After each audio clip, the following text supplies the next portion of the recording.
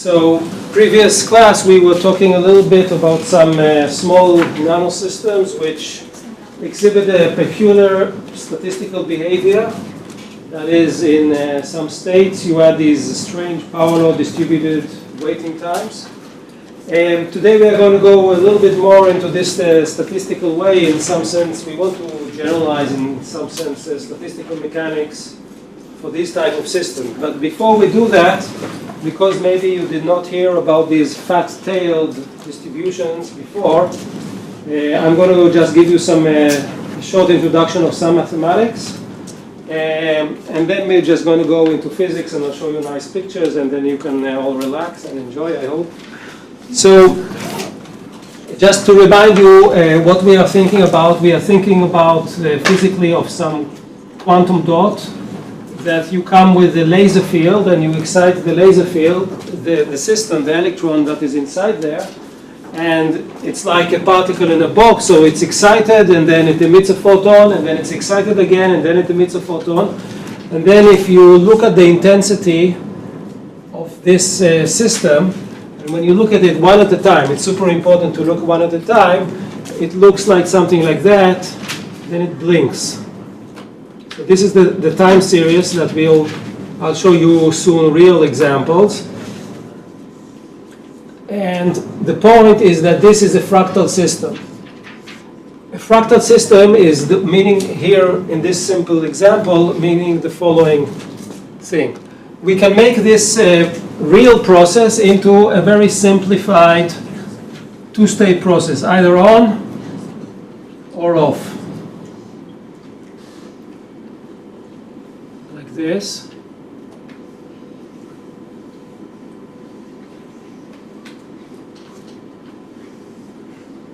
Etc. So inside the real experiment, there's of course some fluctuations in the on state. This is because when you emit, let's say in each bin here, this is time. Each bin here is, let's say, 10 to the minus 3 seconds. So let's say you get on average 100 photons, but there are some small fluctuations of this number of photons because sometimes you get a little bit more, sometimes a little bit less, etc. They fluctuate. So we actually neglect now these fluctuations inside this on state. And also in the off state, okay, there is some experimental noise due to the machine that is collecting photons. We think about this as off. That is, here you have, let's say, 1, and here you have 0. Now I'm going to simplify this. I'm not going to look at all the process. I'm going to look at the time axis. And I'm just looking at the times where you have transitions.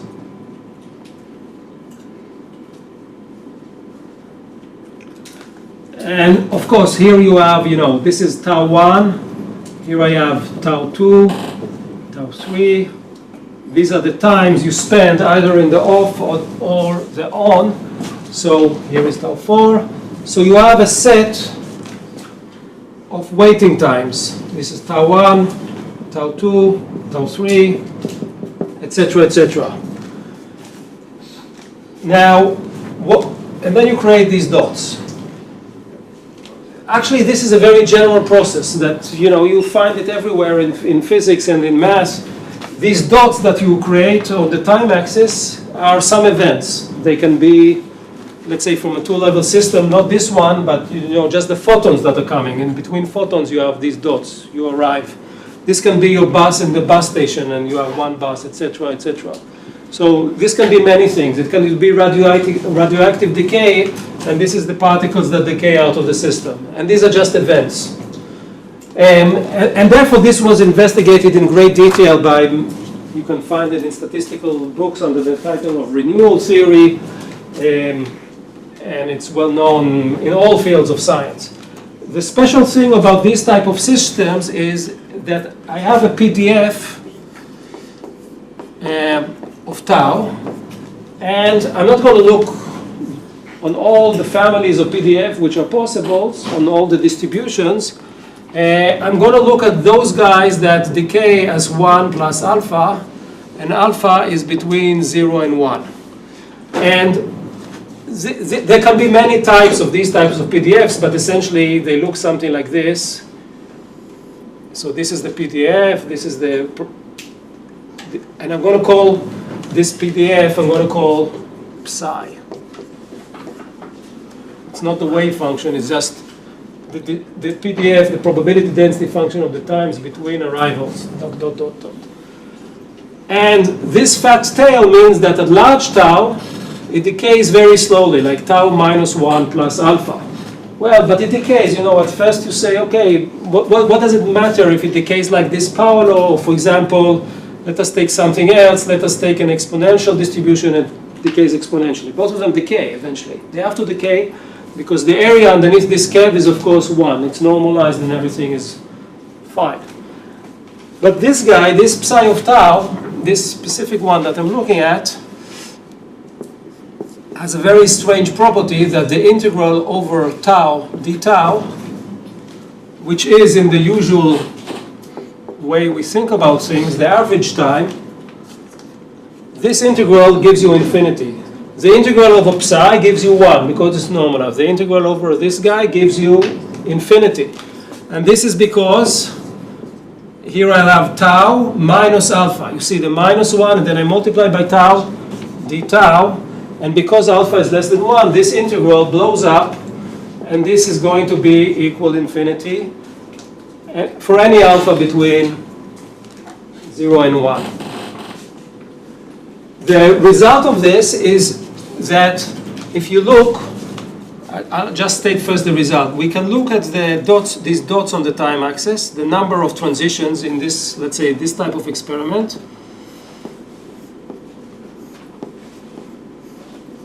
And we fixed measurement time t. So we look at some long time t, and we ask, and we count them. So you do one experiment and you count how many transitions you had. And the number of transitions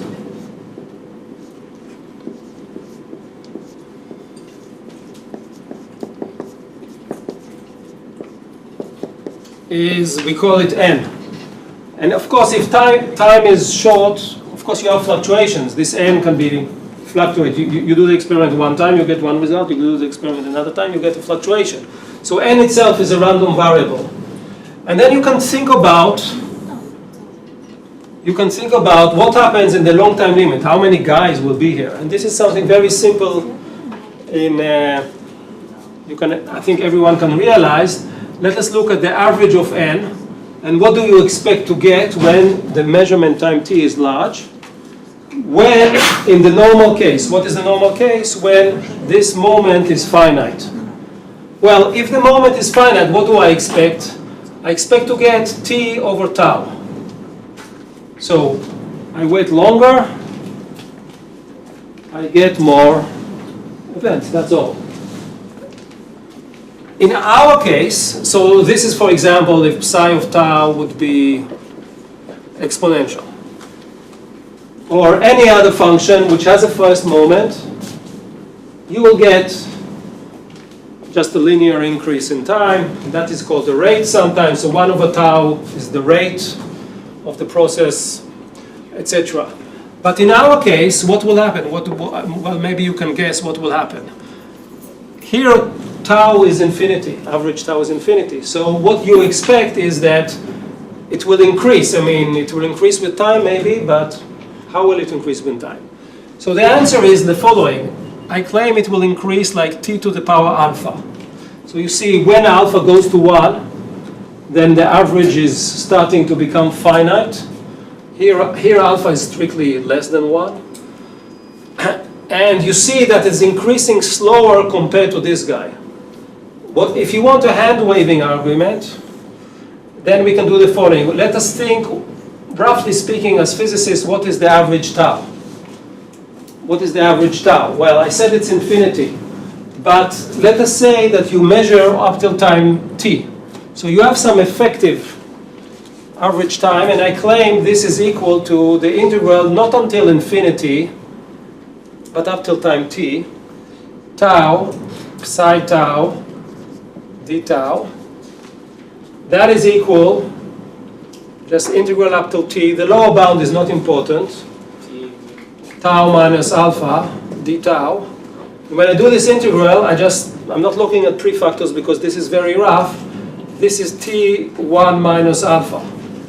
And again, when alpha is equal 1, which corresponds to the upper limit where you go into the ergodic phase and everything is normal and usual, then you'll get the average tau is t to the power 0. That means the average tau is some constant which depends on the details of what is psi itself. Now, let us believe this very simple formula, and then this means that in our case, n goes like this effective tau, that is t, this is this t, and now I need to divide by the effective tau.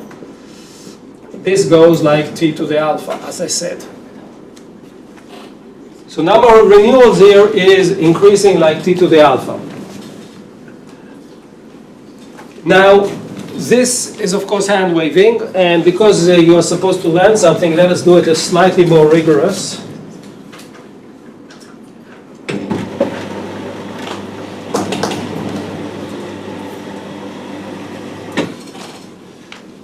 But before we do things rigorous, let me remind you, what will you see, let's say, if you do a computer program with this strange fat tail distribution. So you'll get these events.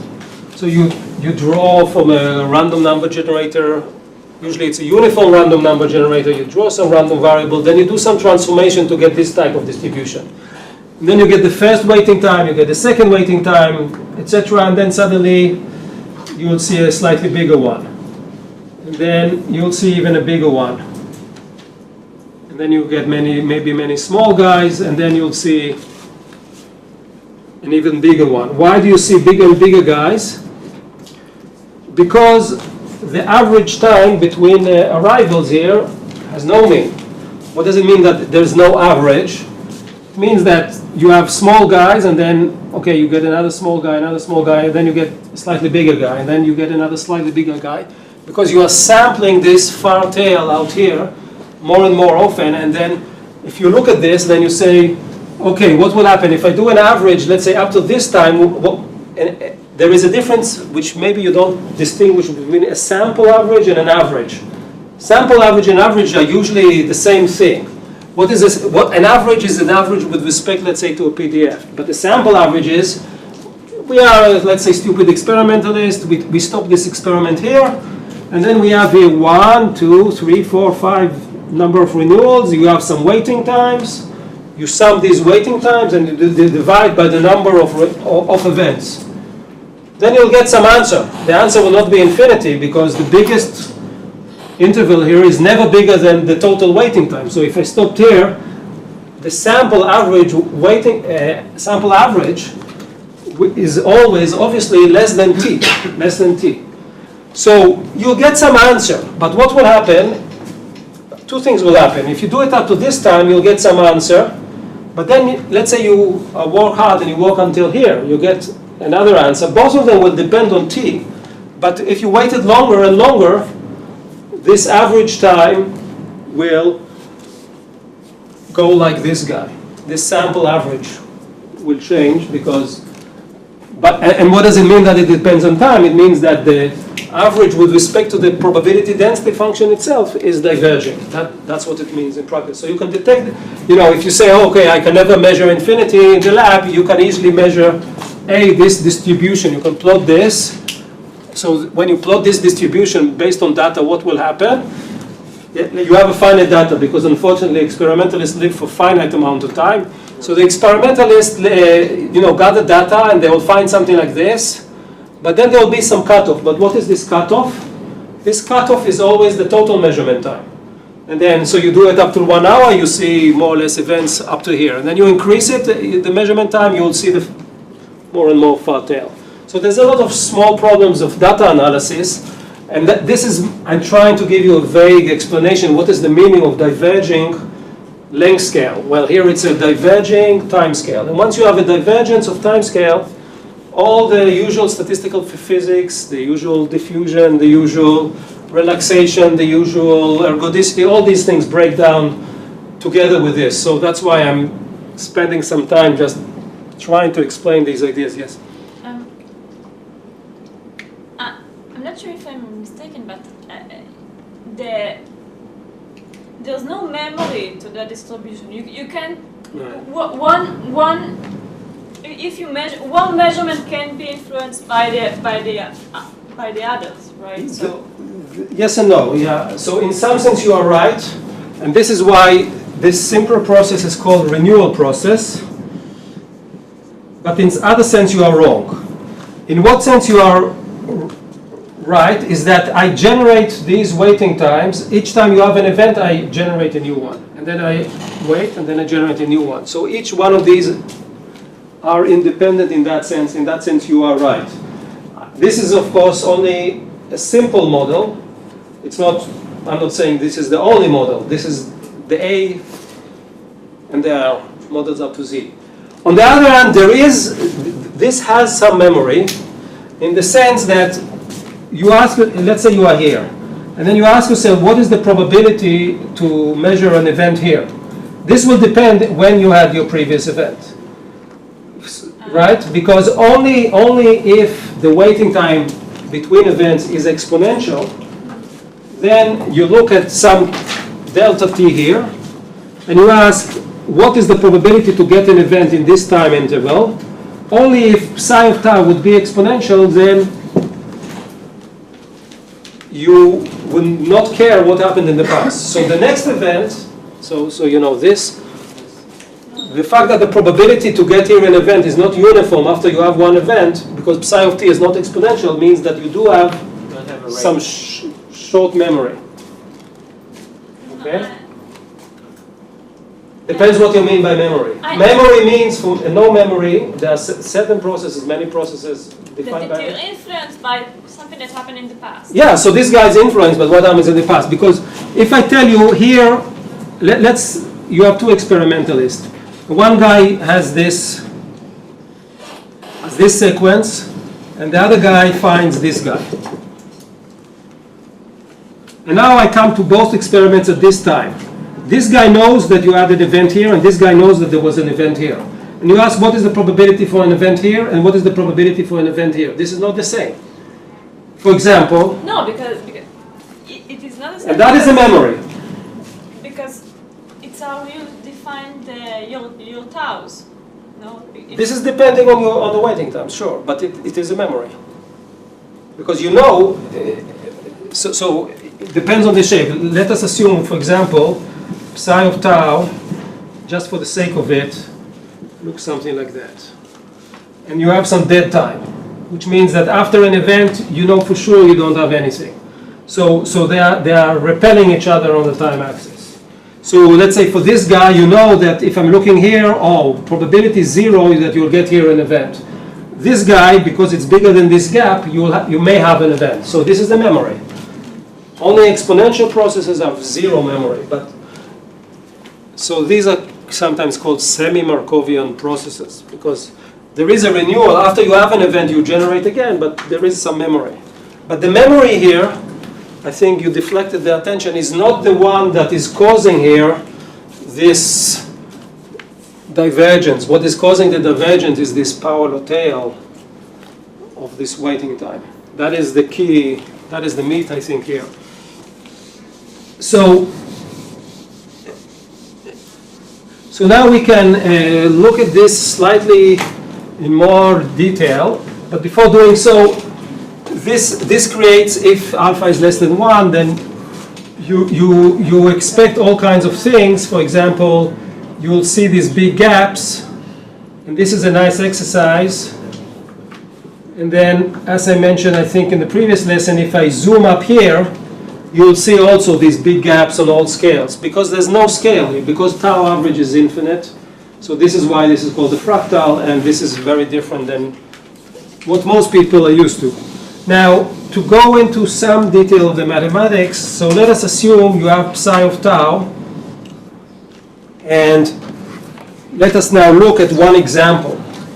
Psi of tau is equal, for example, this is just a normalized density, tau minus 3 over 2, exponential 1 over 4 tau. You can easily check as an exercise that this is normalized, here tau is bigger than 0. Now, an interesting quantity is the Laplace transform. And you see, what is alpha here? Alpha here is half. Just a choice. So it decays at large tau. This exponential 1 over something big goes to 0, and then e to the power 0 is 1, and you have this power law decay, and this function looks something like that. Now I want to look at the Laplace transform, psi of u.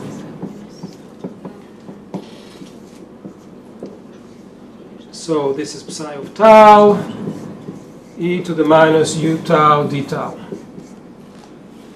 In previous lesson we had Fourier transform. Now I'm talking about Laplace transform. It's not because I'm just nasty, it's simply because here the function is defined on the positive part of the axis, so I'm using here Laplace transforms.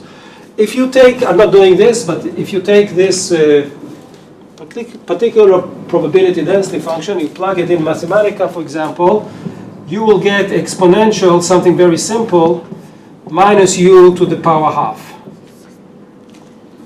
And one message, simple message, which is kind of known also in Fourier analysis, is let us look now at the small u behavior, and you will see that at small u, this guy has an expansion like this, and you see that the expansion here is non-analytical. It's not linear in u, and this is because you have no moment. What is the moment in terms of Laplace distributions? And if you know something about distribution functions, then to get the first moment, I need to take the derivative of this guy with respect to u.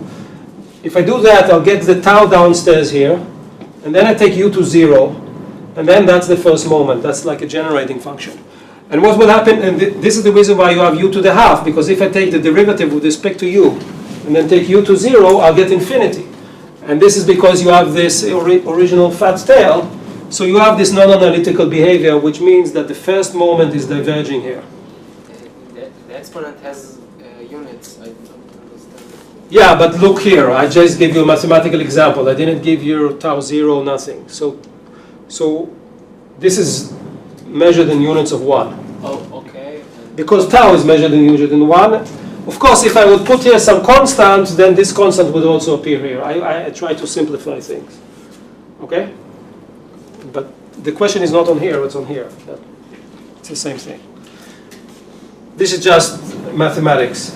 So you can prove this quite generally if you want to go into the math. So let us look at this for a second. Let us look at psi u. And then I define it as this integral e to the minus u tau psi tau d tau. And then I'm going to do the following trick. I just want to show you this thing because it's general. It's something general relating between the small u and the large t behavior. I have some distribution, a PDF that looks like this. And what I'm going to assume that there exists some t0. So this is tau. This is psi tau. There is some big tau 0, but something fixed, above which I claim that I just take it as a tau 1 plus alpha. This a gives you back the units. Correctly, this has units of tau to the power alpha. It's actually not so important. So all I'm trying to say that is after some scale, you have a pure power law. Actually, this guy is slightly different. It says that in a very large tau limit, you get the power law.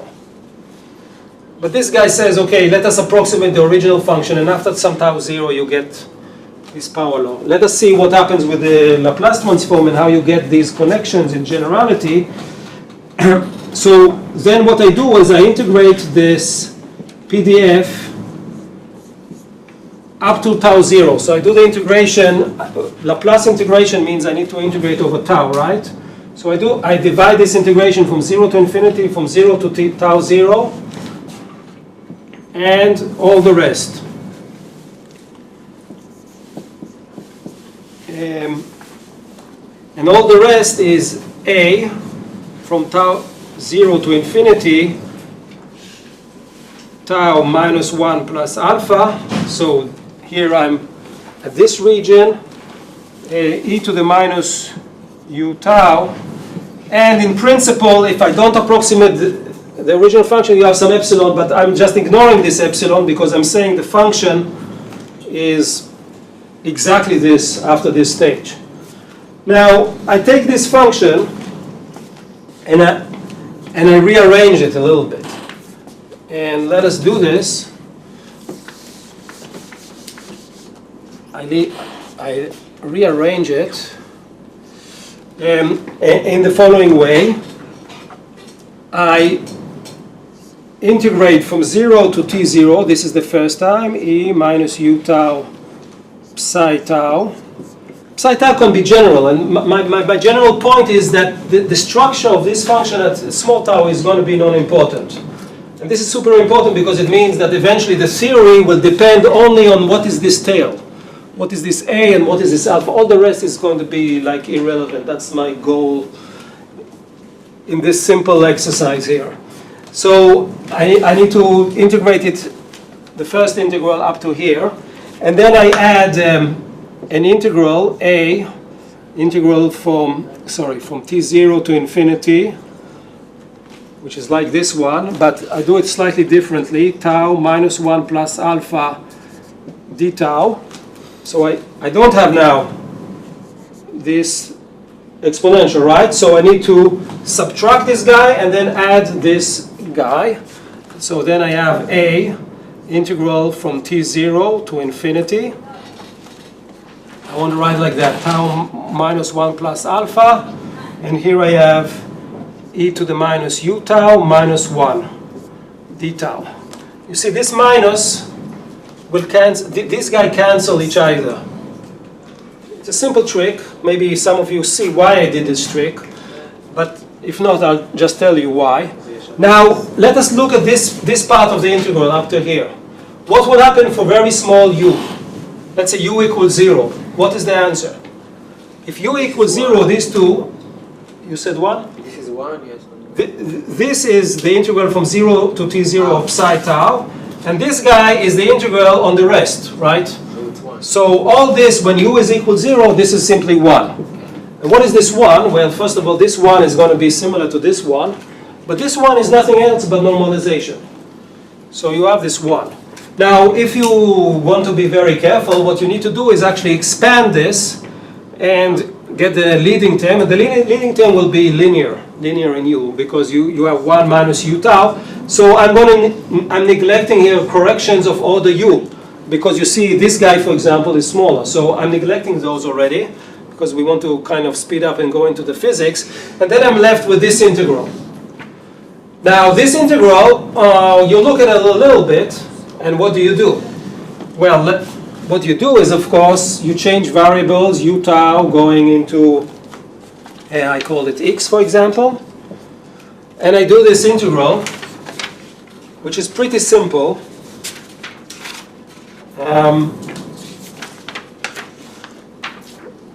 Because you get this guy. Let us write it down here.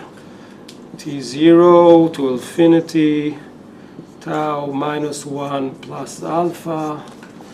No, excuse me. Okay, let us write it down. E to the minus u tau minus 1 d tau. Now I change variables, so this infinity stays infinity. Now the new variable, I have t0 times u. That is your x when I plug t0, and here I still get infinity.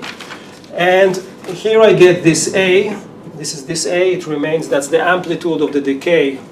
This amplitude can be big or small, the number that appears in front of here.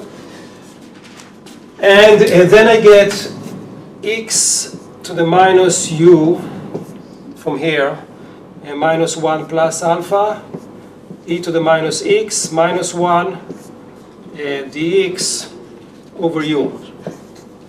This is simply from this transformation. So you see, d tau is dx over u. Dx over u, and tau is x over u. You got all these things. And what is the good news here?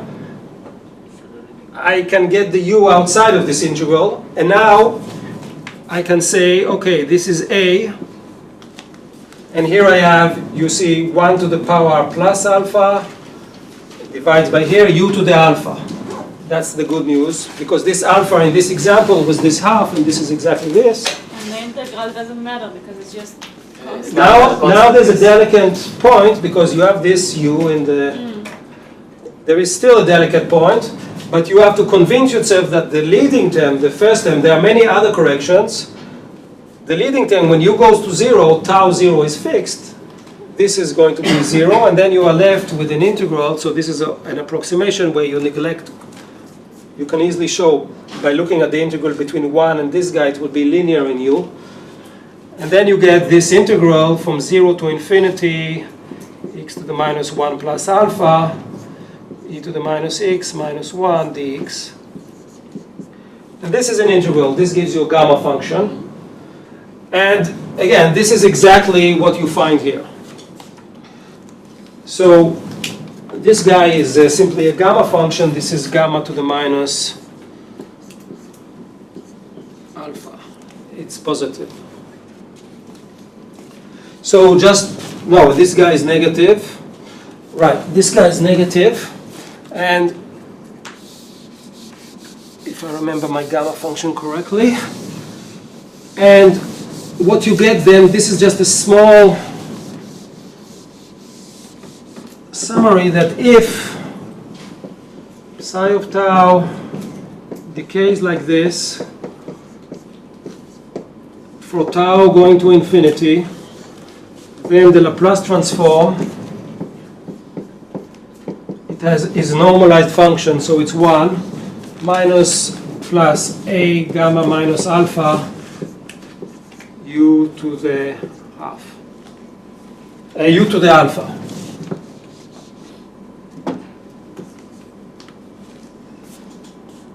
And then you have other correction terms. Now this guy here, what happens in usual distribution functions?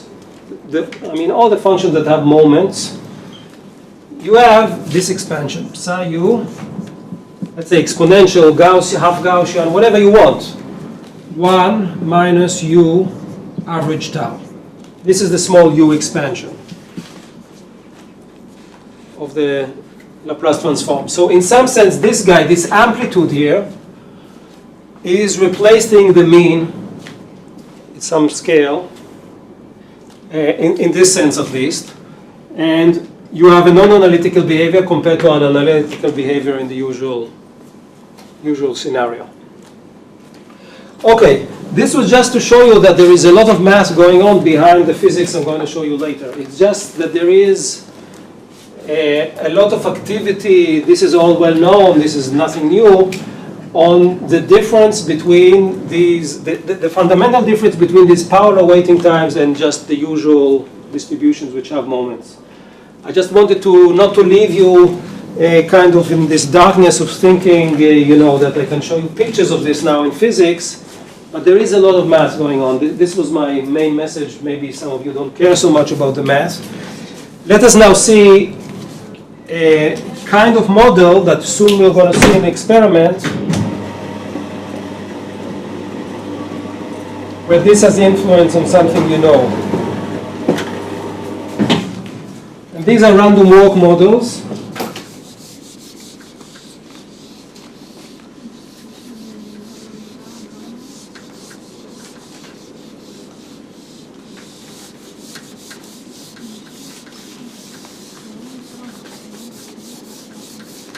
So I assume that all of you heard about random walks.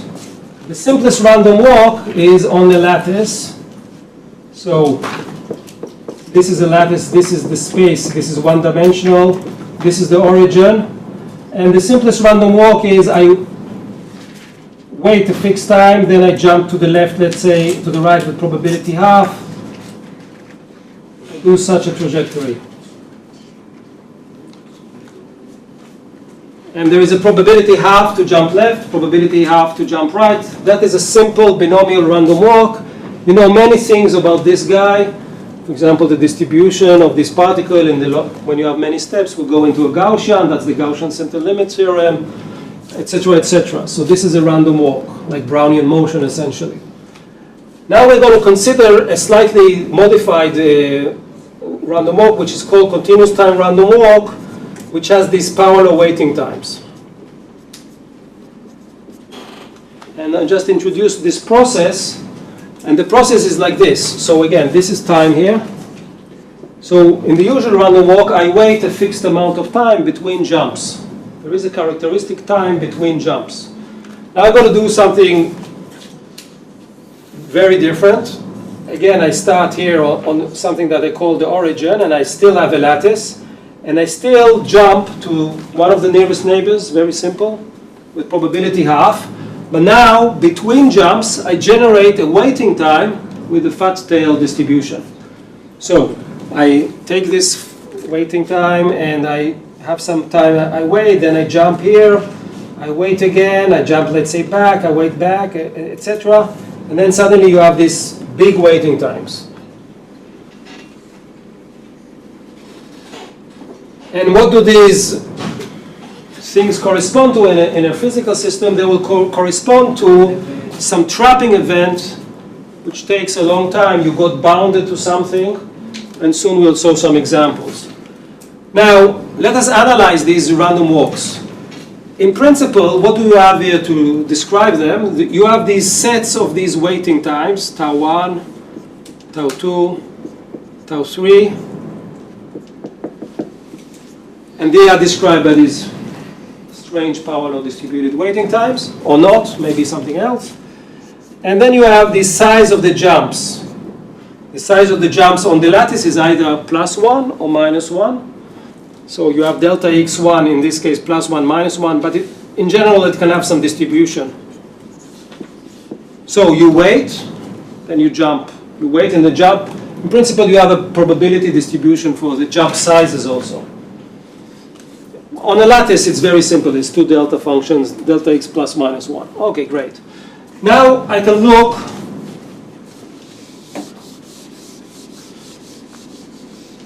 and analyze the normal case, because you know the normal case. What will happen in the normal case? Normal diffusion.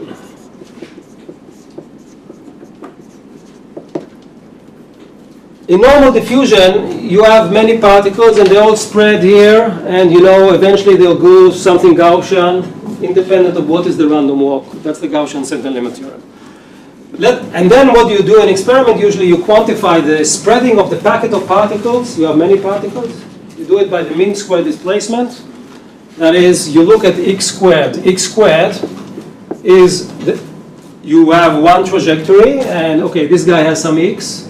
You will have another trajectory, it's somewhere else, and eventually, as I mentioned, you'll have a Gaussian, and the width of this guy is the mean square displacement. And this, there was a guy called Einstein, he dealt with it. But what is this? What is the position of the random walker? Actually, in both models, it is a sum I equal 1 till n of these delta xi's. So n, you have a fixed time, and n, as I mentioned before, can be random. But if I have a realization of random walk, I have here 20 steps, or I have here 30 steps. I just need to sum all these guys. Some of them are positive, some of them are negative. They will, of course, many of them will cancel out. And this sum is where you are after n steps. And again, n is random, so actually this depends on time. This is the position. It's trivial. Doesn't matter. It's obvious. Even if you have correlations, this is true, etc. So what is the mean square displacement, which is what people usually measure in diffusion? And you take the square of it, because let us assume that the average is 0. Why is the average 0? Let's assume that each step you can jump left or right with equal probability. This guy is 0. This is like in Brownian motion, right? So I don't care about the mean. I can add drift. I can do many, many things. There's no end to this. But this guy is very simple. If you assume that each jump is independent of each length, no matter, in this class of random walk models, this is simply the average of n times the size of each microscopical jump. And here I assume that each microscopical jump is independent. So it's a random walk. Each time you jump left or right, but totally independent of your history. So the size of the jump, what is the size of the jump? If you walk on the lattice, it's the size of the lattice spacing, right? Which is 1 in the most normal case. Okay, this is diffusion. What does Einstein say? Einstein says the following. This is the first Einstein relation. He said many more things, so this is only one of his relations. He says, okay, what is this guy? N average is, as I said before, is t over the time between jumps. He assumes that this is finite. You have a finite time. It doesn't matter what it is, it's finite. And then the size of the microscopical jump. Now he does something because of history. He divides this by 2 and multiplies by 2. And then this guy is 2 dt. D is the diffusion constant that you measure in experiments, in millions of experiments. And then what is the Einstein relation? It's something very trivial. Maybe we should not even call it an Einstein relation, because even I could, I think it was discovered before Einstein. This is something so simple. You have the diffusion constant in the usual Brownian motion is the size of the jump squared average over the time between jumps. That is the diffusion constant, because they're even the right units. It is a bit surprising at the time, because usually people in physics, scale size delta x. You see here scales, delta x squared scales with t. It means that x squared scales with t, while people were usually familiar, let's say, with ballistic scaling. X goes like t. So this is the usual scaling of Brownian motion. This is the Einstein relation. But now you see, you can think about it. If there exists such a wonderful fractal random walk, then Einstein was wrong. And this is very simple to understand now, because in this model, it's a very specific model. Where was he wrong? There's no tau. So this tau is infinity in some sense. So if you just plug it in here, d is going to be equal 0. But this is trivial. But we know something better now, because it's not tau equal. Maybe before you come, okay, let's say tau is infinity, d is equal 0. What is x squared? Is 0. No, that's not true. It's slightly more subtle, because now we know at this model that this n increases like some t to some power alpha. So what we get, instead of Einstein, we get something called anomalous diffusion, which is it's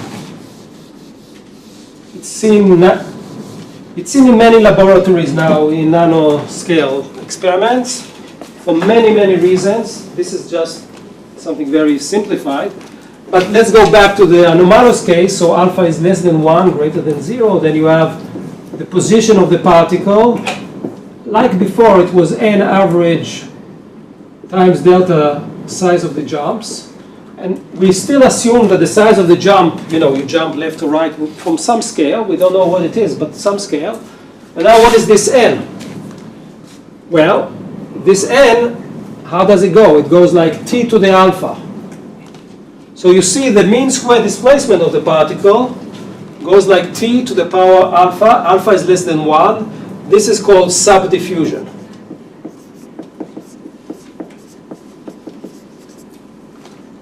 It is subdiffusion. Diffusion is when alpha is equal to 1.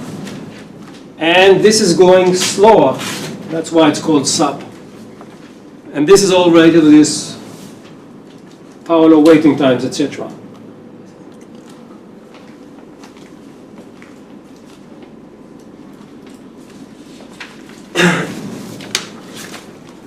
Now, this is one phenomena that you see. Now let us just briefly do things slightly more rigorous. Let us look at these renewal processes. So I'm just looking at the number. I'm not caring about the random walk. And I want to look at this number.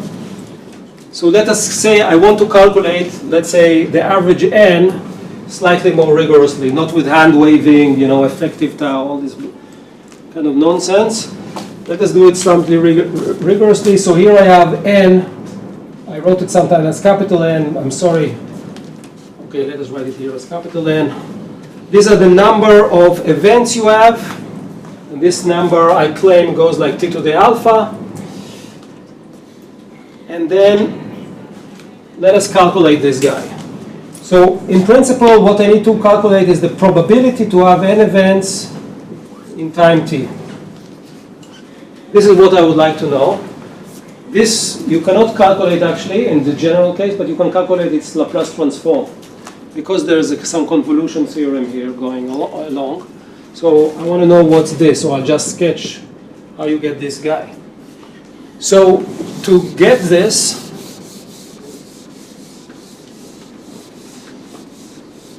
we go back to the drawing board and let us look at the renewal process. So I have renewals, I have events. And I'm going to call this T1, this is T2, this is T3, this is going to be blah blah. And the last guy I'm going to call Tn. And then I'm continuing the process. I have here Tn plus 1. So I let the process go forever. But I look at it at some time t. T, this is your measurement time.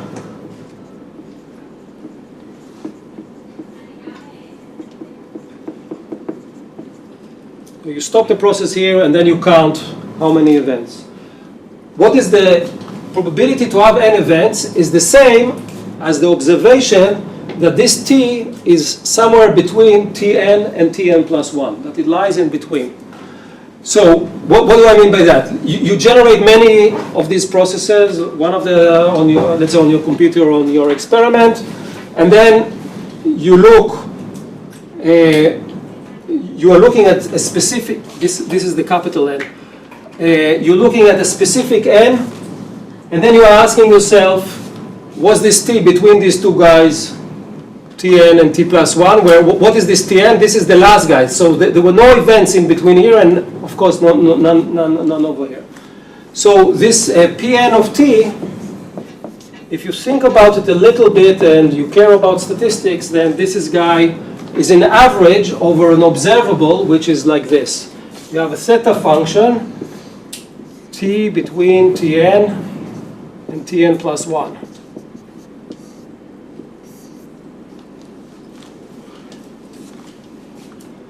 Now, this theta is equal 1 if the condition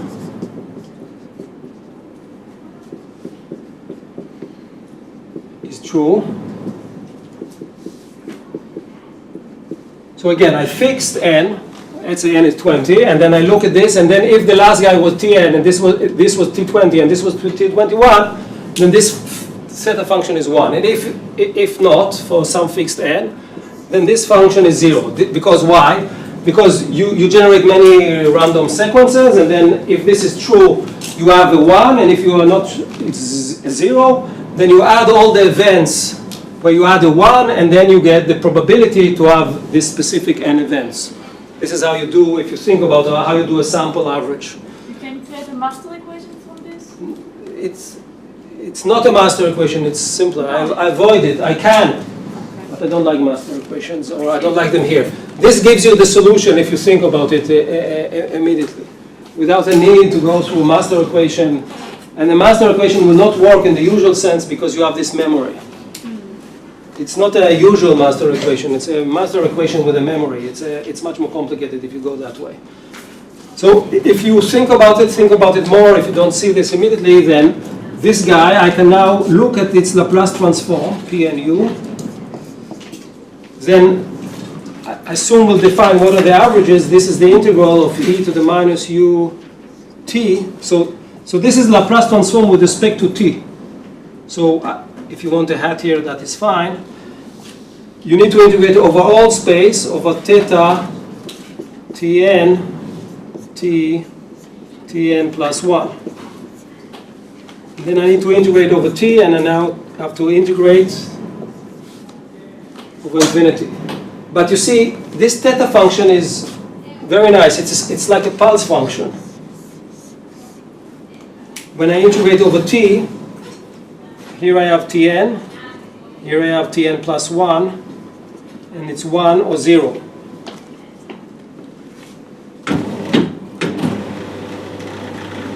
So this integral, I'm not averaging yet, I just do the integral. The integral is trivial.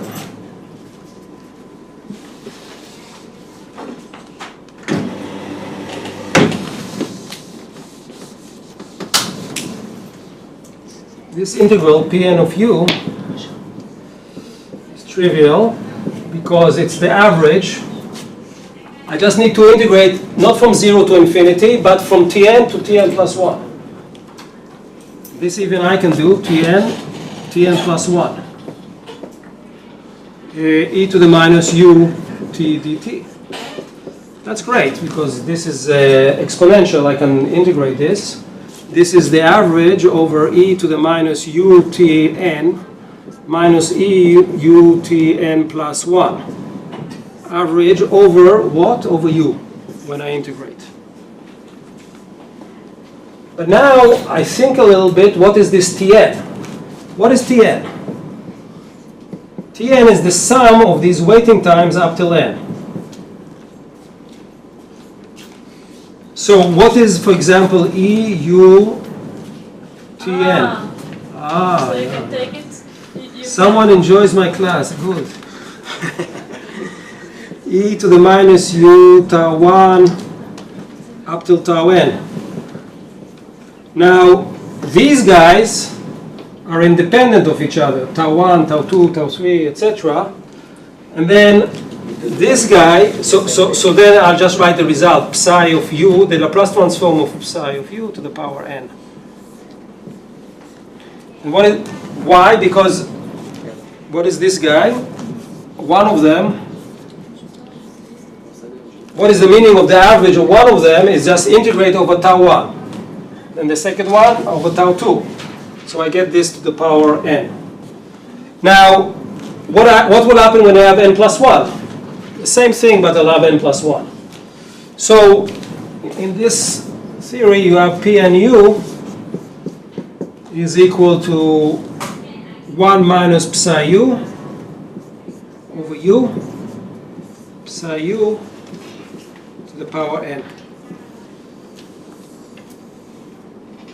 This is a general result because I didn't assume anything. What is the psi of tau? It can be exponential, it can be whatever you want. But of course it's pretty nasty because then now you need to go back to real time. And going back to real time, you see it's not trivial because this is a convolution in Laplace space. You have multiplications of psi n to the, here I have n plus 1 functions divided by u.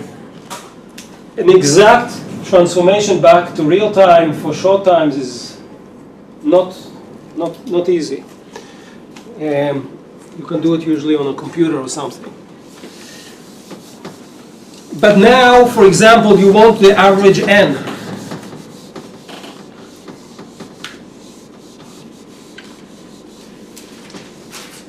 Because we want to change Einstein's law, for example. And this is only one example because you can look at many things, not only on the average. What is the average n? So I look at it in Laplace space first, and at the end I hope I can invert it. What is this guy? This is Pn u times n from 0 to infinity. This guy is 1 minus psi u over u.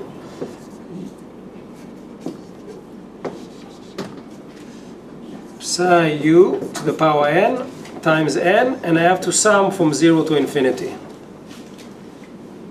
I just use this equation in here. I claim this formula is simple. If I didn't have this n, what would this be? It would be a geometric series. It's very simple. Here I have this n. It's slightly annoying, but there's a very simple trick that even I can do. Psi u over u. Then I'll multiply by psi u, and I will take the derivative with respect to psi u, and then psi u to the power n. So what happens here? When I take the derivative with respect to psi u, I get this n, which is this n. But then here I get n minus 1 when I took the derivative. That's why I multiplied the function here. And I need, of course, to sum. And I will, of course, replace the summation. So when I do the sum, now I have here a geometric series. So this is 1 minus psi mu. Now I need to take the derivative, so I'll get this squared. And I'll take And then this squared, one of them will be cancelled with this guy. And if I do all things correctly,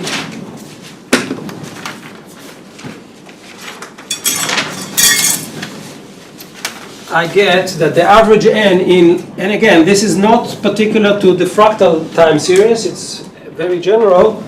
This is equal to this psi u, u 1 minus psi u. You see it here because again, when I take the derivative, this becomes a square, it will cancel this guy is this guy, you more or less see it. And this is the average n. And if you want to work hard, you can calculate the second moment, I can give you this homework if you want. And now you want to get the results I talked about before. Well, here you need to, already I hope I built some intuition. I want to get, this is n in Laplace space. Now I want to get n of t, but at large t limit. What should I do? What should I do? With respect to u? What is the meaning of large t? Small u. This I showed you before in one example, and I'm just... So what do you do? Okay, let us do it both for the normal case and for the non-normal case. I need to look at this equation for small u.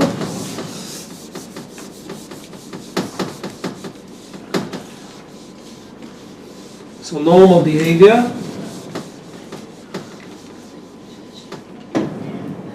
Normal behavior means the following, that the Laplace transform is u minus u tau average when u is small. The average exists. This is what Einstein likes. Then average n, as we all know, this is no surprise, is given by this. You see, psi of u when u is small is simply 1. Normalization. Downstairs I have u. 1 over u, and what is 1 minus psi u when u is small? U squared over tau. What is the inverse Laplace transform of 1 over u squared? It's t. So this means that n, as you expect, is t over the average.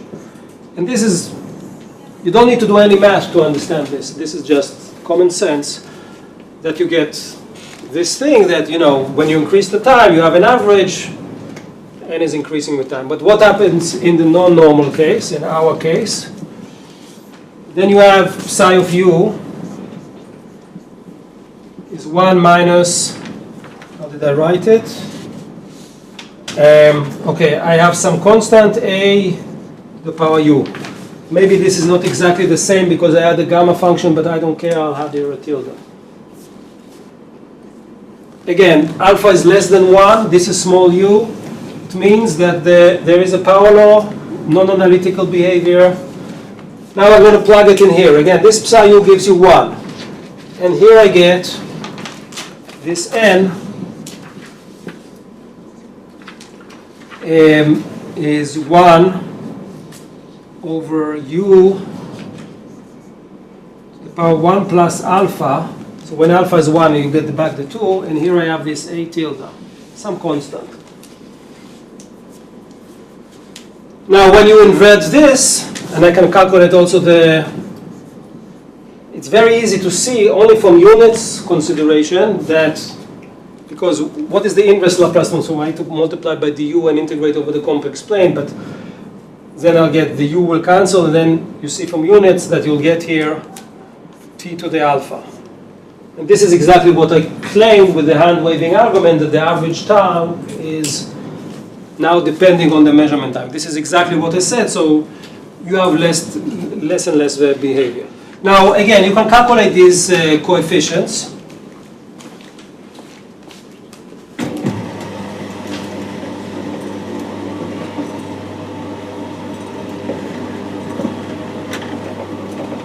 There are gamma functions, etc. Let's summarize this.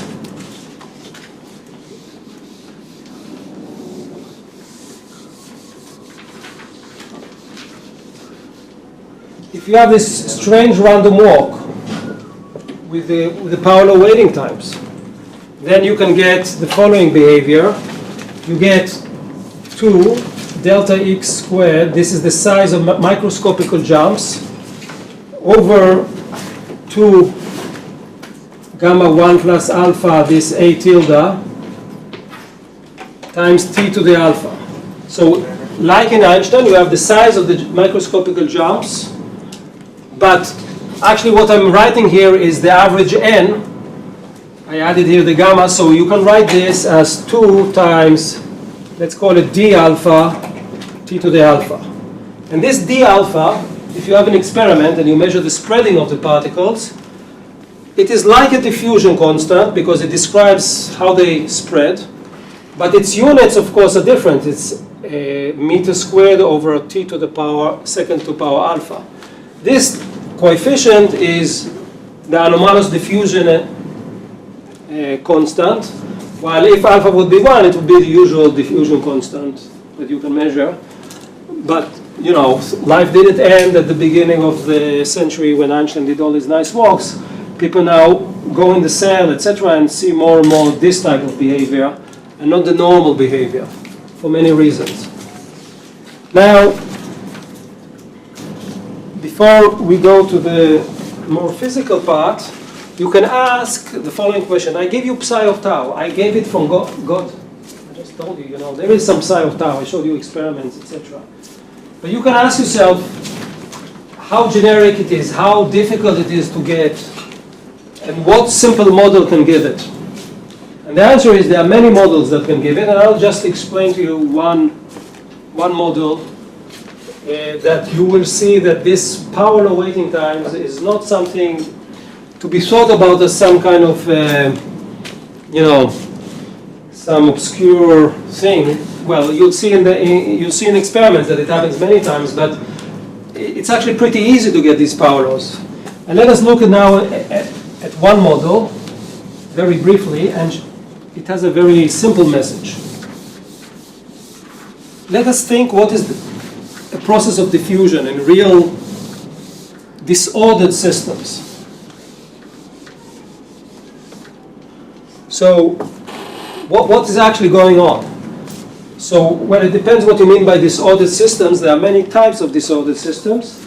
But a very common situation is that you have some potential energy landscape in your sample, but the potential field itself is random.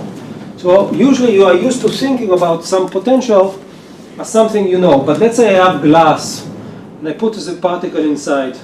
And I ask you, what is the potential field acting on this particle? You can ask me, you can ask anyone you want, no one will really know.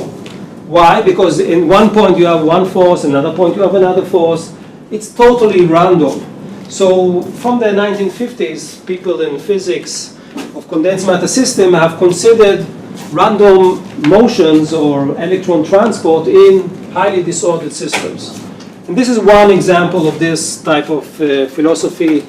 Well-known example is Anderson localization, where, you know, they showed transport is essentially slowed down, which is very similar to subdiffusion, but in the quantum limit. So in the quantum limit, there's a lot of work on this.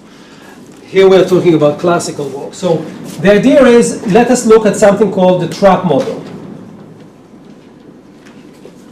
In the trap model, you have some energy, you have some traps. So this is a potential, actually.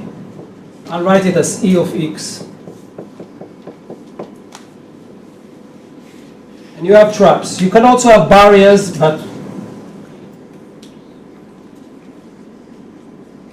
I'm not going to discuss those. So there are many models. This is only one. And the idea here is these traps, you have a particle, and the particle is doing Brownian motion. So the system is defined with temperature T. It's doing regular Brownian motion, nothing, you don't assume from the start some power law, just regular Brownian motion. But in addition, it has this potential on it. And the first question you can ask, well, is this potential defined? What is this potential? It's a random potential. I just draw something. If I do the experiment a second time, I can have another realization of the disorder. If I start the particle not here, I start here. So you need to define what is the randomness in this potential field.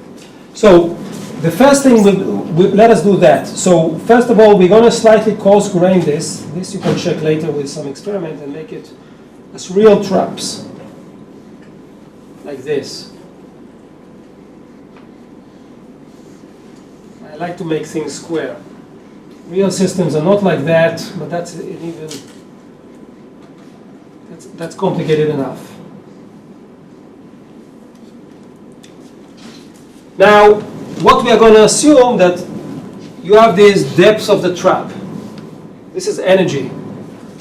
And we assume that you have, here you have, let's call this the origin. So this is E0. This is the depth of the trap. This is E1, E2. These are positive. So if E0 is big, then you have a deep trap. If E0 is not so deep, it's a not so deep trap. And we're going to assume that there is some distribution. If there's no distribution, you have a PDF of these energy depths of traps, and it's going to be something very mundane, exponential. It's normalized. So the fluctuations of the energy are not gigantic. They're very small. They're exponential. There's no fat tail here, right? It looks like this. And that's it. And Tg, what is Tg? It's actually called the glass transition temperature for reasons I'm not going to into detail. Tg is, what is it? It's a measure of disorder. The bigger is Tg, the average energy, the average of this size is Tg. The average depth is Tg. And the bigger Tg is, the more disorder you have. But Tg, note, has a competition, and that is the temperature. So this defines the random energy landscape in your system. Now you need to define precisely the dynamics in your system. So what is the dynamics? As I mentioned before, maybe you're not so familiar with this, but with a little bit of imagination you can understand, I hope, what I'm saying. The particle will be in this guy and it will move, and once in a while it will jump to either this one or this one. And physically, you understand that the deeper is the trap, the longer it will stay there. The longer you'll stay there. Now, you can show by, this was shown already in the 40s, if you have a trap, only one, now I'm looking only on one, and it doesn't have to be a square, it can be, if the trap is deep enough, then you look at the times for escape. These are the escape times. It's called Arrhenius escape problem, or it's called Kramer's escape problem. Actually, all chemical reactions are described by this. And you can more or less guess that this will be equal to some time unit, I'm not going to write it down, exponential of E over the temperature. And what is this? So you see here, the bigger is E, for E is random. So if here is big, then this time is going to be big. If this E is small, then this time is going to be small. And what is this factor? What is it? It's just Boltzmann factor. Because what happens in this, and this is Arrhenius, so chemists know this, this is how thing escape from a barrier. What happens here? The particle moves inside, bang, bang, bang, and after some time, it gains some energy. So it has to gain an energy of this size, and this is by the Boltzmann factor, because it's thermalized inside here. And then, essentially, this is the most standard chemical reaction escape from a well. And you can do this by simulation. The particle is inside. Once in a while, it will go outside. Now, once it's outside here, the idea it can escape to the left or the right with equal probability. So you wait, and with this waiting time, actually this has exponential distribution, but let's forget about this. And then you jump left to right, etc., etc. Again, there's a prefactor here. Now, what is my big, after this, just so you have some physical intuition on this type of models. Now, what I want to write is, what is psi of tau? So, I look at all the system, and you have some distribution. Why? Because some guys have this energy, and some guy have that energy, so you have some guy tau, some guy tau. And this is very simple. This is the distribution of the energies, which I'm going to call here, sorry for this, let's call it G of E. And you know how to do this. This is simple Jacobian, simple transformation. You have the distribution of E, and you have this transformation, and this is the relation. Okay, so what do I get here? I get that I need to invert this. So the energy is T, the temperature, log of E. And therefore dE over d tau, this is just the Jacobian, ln of E. I just take this formula, take the log of AE. Yes, so tau, no? What E?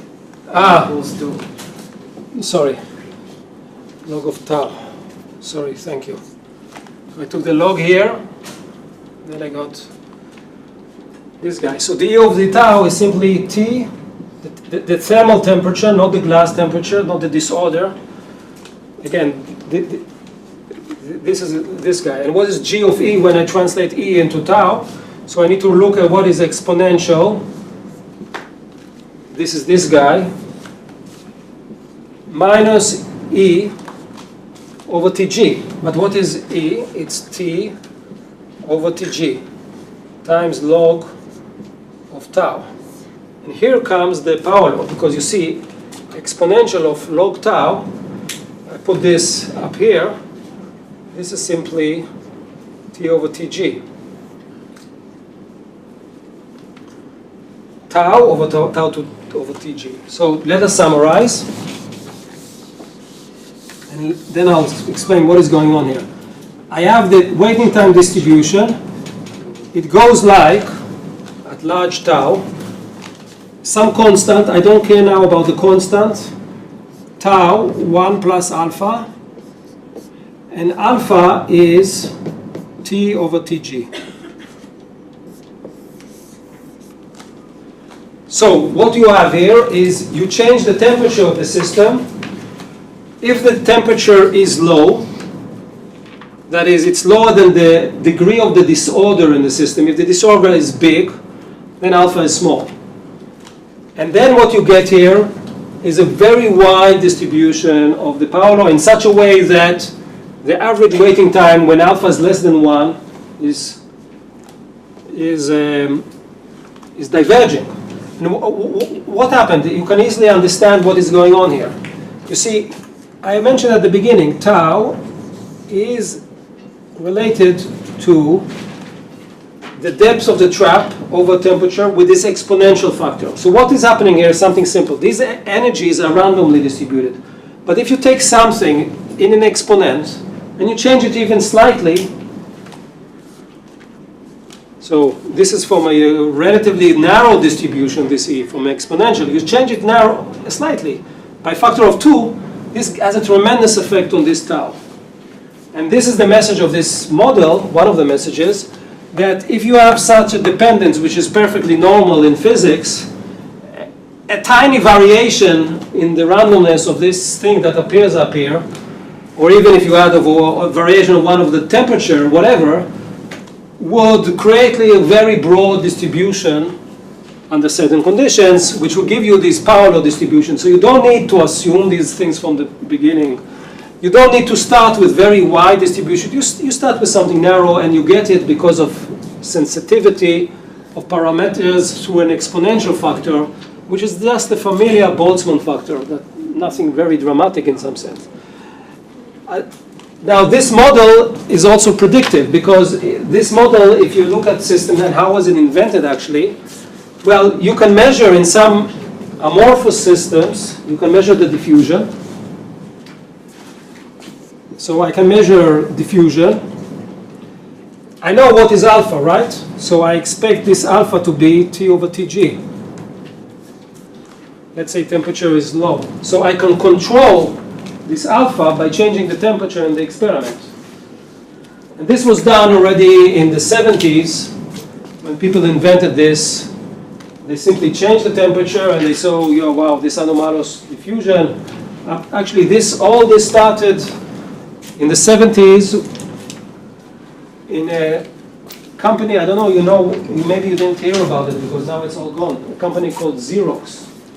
You know what Xerox? Printers? Yes, printers. Because what is a printer?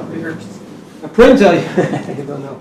But in the old days, a printer, you put a piece of paper on a printing machine and it flashes light. And this light, you have to collect it somehow. And the light excites some electrons, and these electrons move, and then they are carried away. So when you use this printer, the short story is like this. They use flashlight, and then the diffusion process began. They measured the diffusion. They saw these type of anomalous behaviors for electrons. In disordered systems, they changed alpha. It was very important at the time because they wanted, you know, if you want slow diffusion or fast diffusion, if alpha is big or small, this is very important. So it started there. But it's very different than what is going on today because think about, you know, you have an Avogadro number of electrons in some dirty material. You excite them. They do some diffusion. You don't see the path. For example, you cannot measure directly these trapping events. But you can measure alpha because you see the spreading of all of them. So the big advantage of the modern experiments are that you can see the path themselves and then you can see exactly what is going on. And another problem, though, is now when you look at single molecules in the cell, for example, you're doing time averages. All what I was discussing, like what Einstein was doing, is the mean square displacement. What is the mean square displacement? It's an ensemble average quantity. You have many particles. Now, our goal is not, okay, we describe this consequence of anomalous diffusion. But let us realize what is going on here from the point of view of thermal statistical mechanics. So in thermal statistical mechanics, in equilibrium, so let us assume, for example, you have some particle in some potential and it's diffusing inside. And then I want to look at some observable, generally O of x. X is the trajectory of the particle. For example, this can be x itself. So this is a stochastic path. It's going inside, fluctuating, doing whatever it's doing. Now, what does statistical physics tell you? It tells you, okay, you have an integral from 0 to time t of this process, of this observable, whatever it is, dt, you divide by t. This is what I call a time average. And then take time to be large, and then you'll get the ensemble average. The ensemble average, if you are in thermal equilibrium, this is calculated with Boltzmann statistics. But let us think, what is this meaning of t to infinity? If you can imagine, more or less, you have these deep trappings. It means, if you think about it, that t must be much larger than the average time between jumps. Defined, or it can be correlation time, it can be many things, but microscopical time scale has to be finite. But now we are dealing with this guy. This is infinity. So how can you time average for long enough time in order to get any reasonable result? The answer is you cannot. So the meaning is that also, you know, usual ergodicity is breaking down. All of Boltzmann is not valid here. And that's, we're going to have a break, and that's what I'm going to discuss after this short break, let's say 10 minutes break. We will discuss this, and the question is not whether or not Boltzmann is breaking down, diffusion is breaking down. This is obvious when you think about it a long time. But the question is, what replaces it? It's not enough to say, oh, this is not working. The question is, what is working? Right? That's always the case. And that brings you to modern day theory. So we will discuss that after the break.